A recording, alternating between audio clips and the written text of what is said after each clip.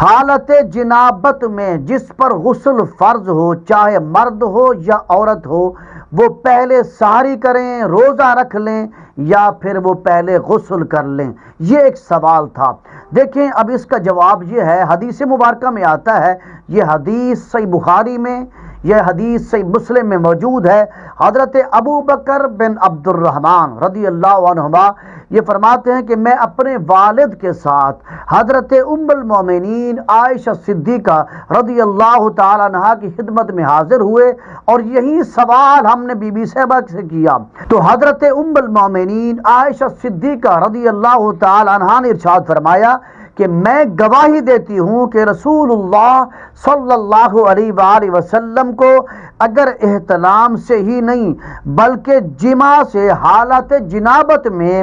آپ صبح کو روزہ رکھ لیا کرتے تھے۔ اس کے بعد حضرت ابو بکر بن عبد الرحمن کہتے ہیں کہ ہم نے یہی مسئلہ حضرت ام سلمہ رضی اللہ تعالی عنہ سے پوچھا، تو بی بی صاحبہ حضرت ام سلمہ نے بھی یہی کہا کہ حالت جنابت میں رسول اللہ صلی اللہ علیہ وآلہ وسلم غسل سے پہلے روزہ رکھ لیتے تھے۔ یہ حدیث صحیح بخاری میں اور یہ حدیث صحیح مسلم میں موجود ہے۔